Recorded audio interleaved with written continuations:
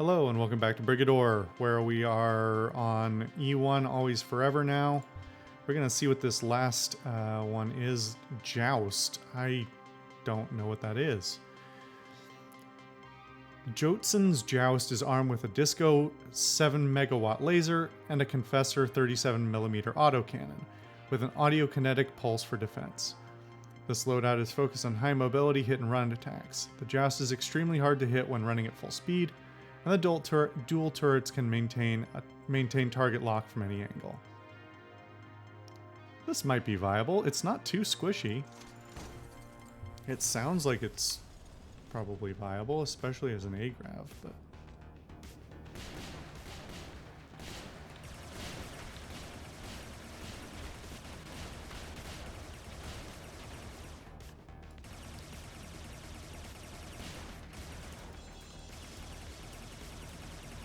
You just plink at them from range.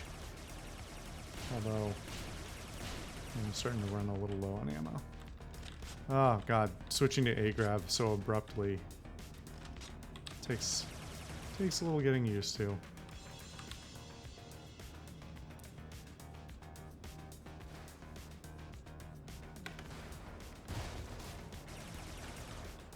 It does make this gun, this laser does make short work of those bomb balls, though. Which I very much appreciate.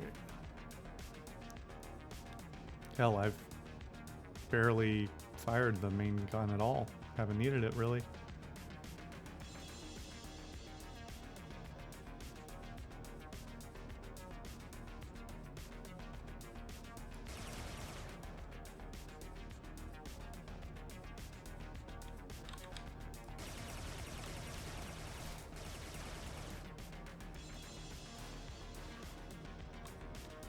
Oh, that's right, I have an audiokinetic pulse. Stand by. Oops.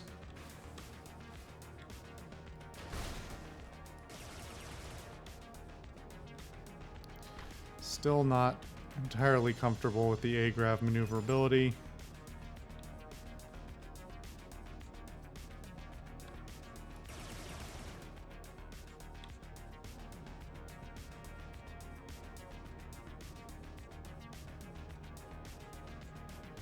It is a little, it's kind of in between on its like weight class. It's not light, but it's not heavy either.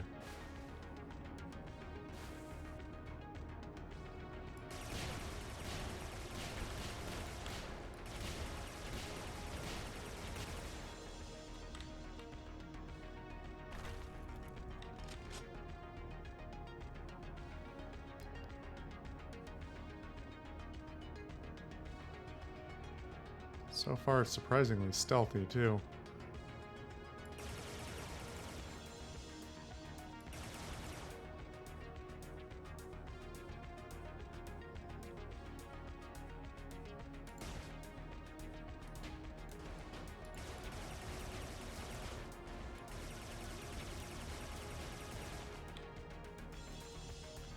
Having a hard time hitting shit with the big gun.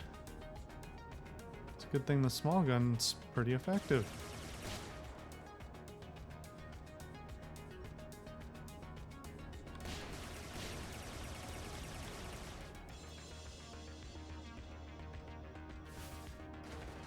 Ah, shit.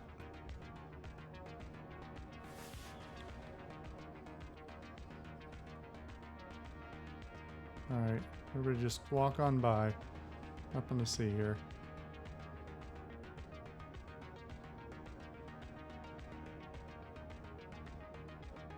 Where is everybody? There's got to be a few more to kill. A few more guys I haven't found. Oh, nope, not you. What? How did I forget you guys are there?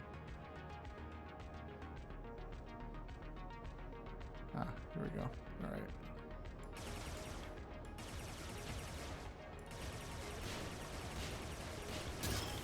There we go.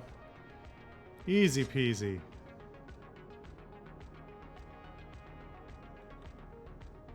In and out. 15 minutes.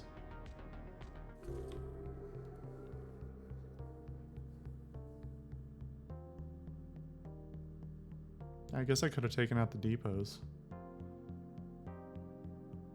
I almost want to do it again and take out the depots. You know what? Yeah, why not? I do enjoy this loadout. I want to play with it a little bit, so. I'm doing it again.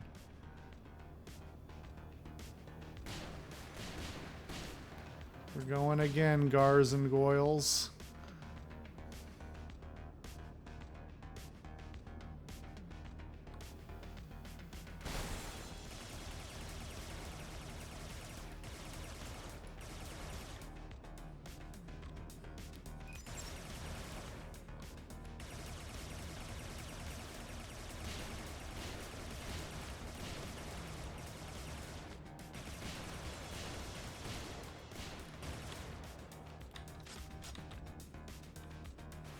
Good shit.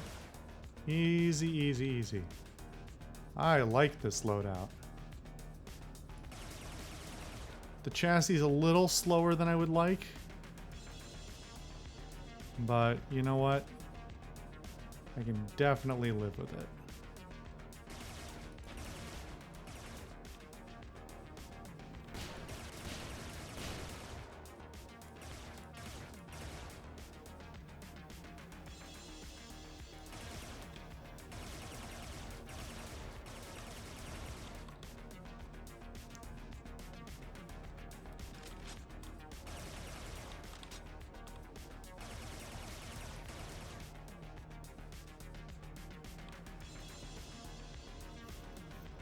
Oh, hello.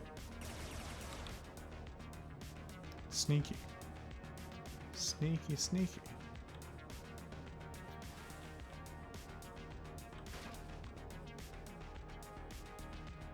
Thought I saw one coming up behind me.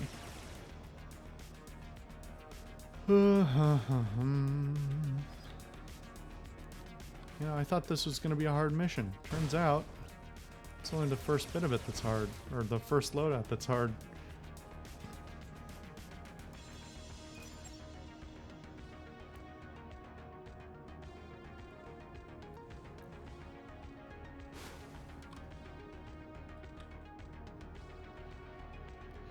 Realize I need to pick off these guys here.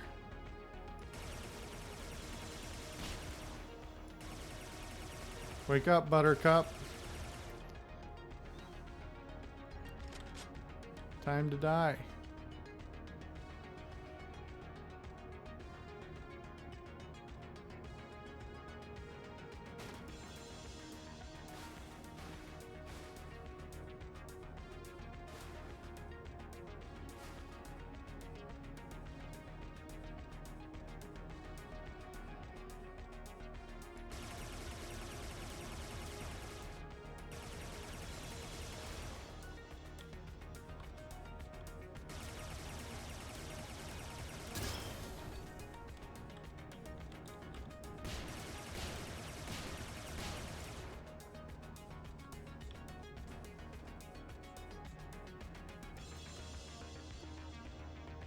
Alright, let's go dust up the depots.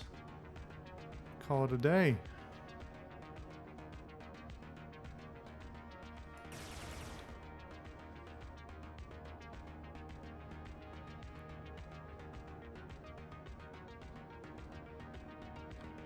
Ah, shit. That's bad. We need to get far away from that. Come on, dude. Come on in.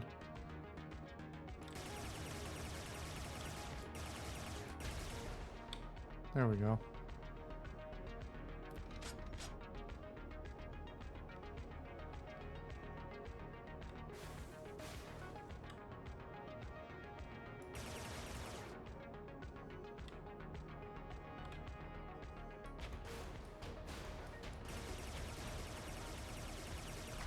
Oh, it's not taking like... There we go.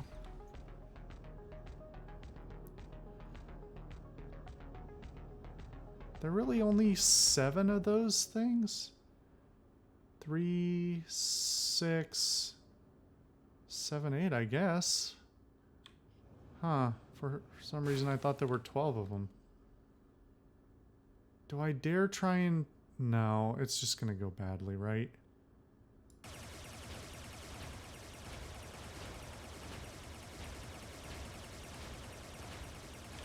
Yeah, fuck that.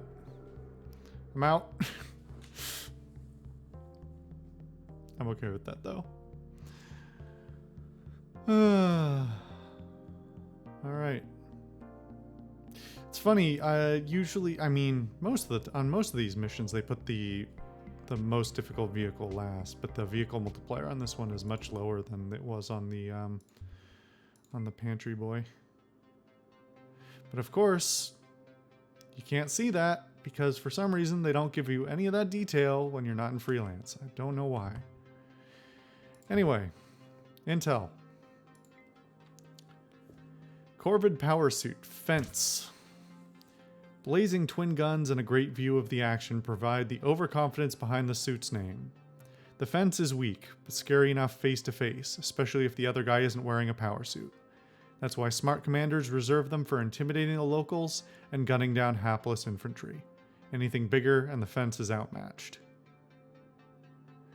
I don't know if that constitutes what I would call a power suit. That looks like a mini mech to me because the guy's like sitting in the thing.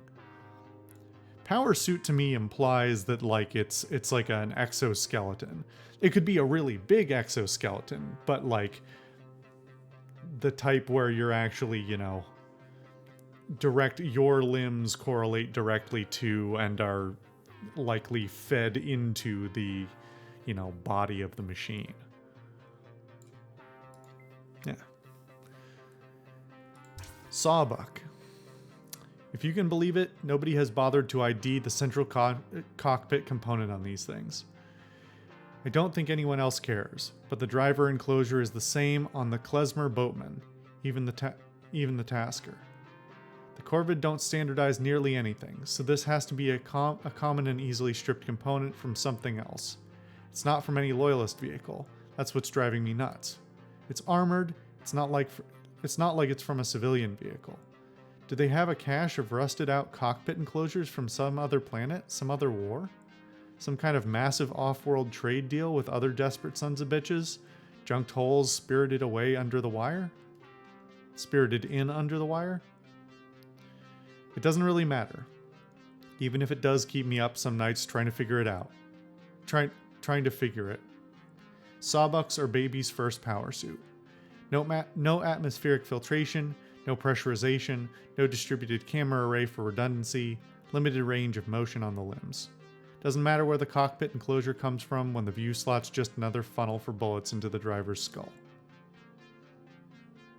Morbid. Coffin.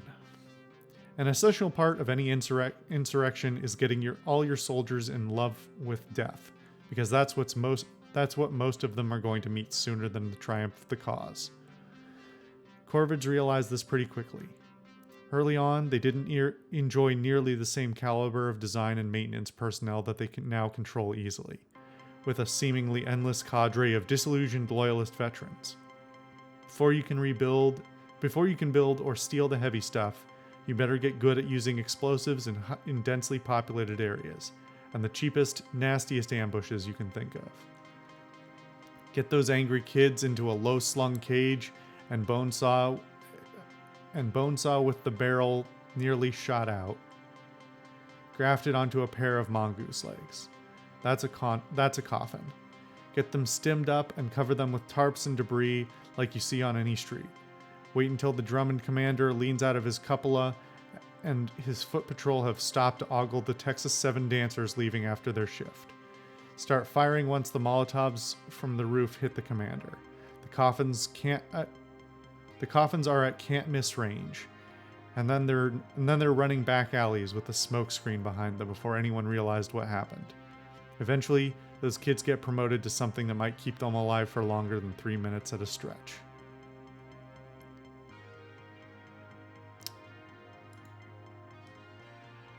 Corvid tank. Treehouse.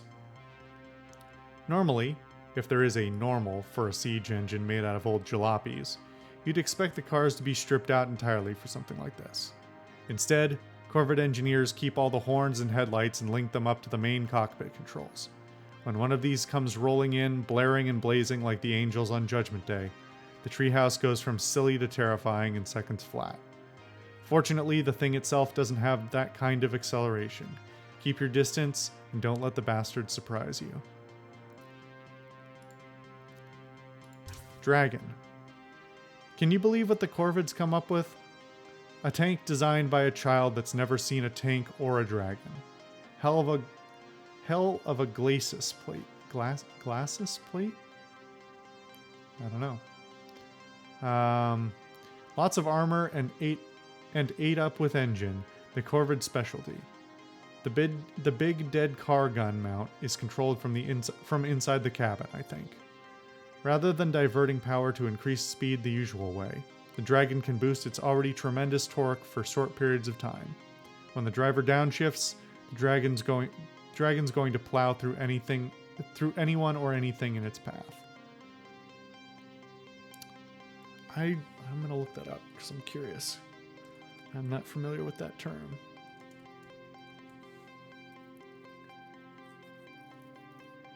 The term glacis plate describes a slope frontmost section of the hull of a tank or other armored fighting vehicle, often composed of upper and lower halves.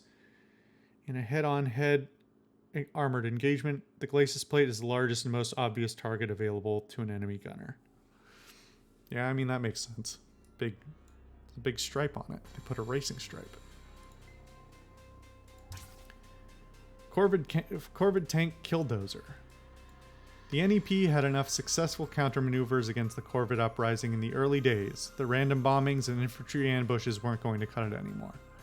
That's when you started to see a lot more of what we now consider a defining characteristic of the Corvid mechanized army, such as it is: aggressive repurposing. First time they saw a killdozer in combat, it was blundering up the middle of a crowd in another protest/riot. At first they couldn't tell what it was through the haze of burning tires. It just looked like an ambulatory concrete wall, which wasn't that far from the truth. Just as the Molotovs started coming, the rookie Mongoose squad doing crowd control got real excited about their chance to really open up with their bone saws on the thing. They didn't get anywhere putting 8mm rounds into the reinforced plow, and by the time they squared off to the tread bike irregulars encircling from behind, it didn't matter. Tearing their manipulators through the crowd, hemming them in, couldn't stop the whole squad from getting crushed against a wall by the killdozer. Man, these are a really mixed bag. These two were written really well. A couple of the earlier ones were not. This one's a bit of a mess. So far as I know, the Corvids only have a dozen at most running in the field, but with the help of an offensive slogan or two spray painted on the plow, they always get the job done, drawing fire away from lighter, faster, deadlier units that loyalists should be paying attention to. Yeah, I've succumbed to that once or twice. They're hard to kill. The fact that they rotate pretty fast is actually the big problem. Because as long as you can't get around to the side of them, they're pretty impenetrable. Anyway, good stuff. On the next episode, we'll get into E2, Fake Empire. See you guys then.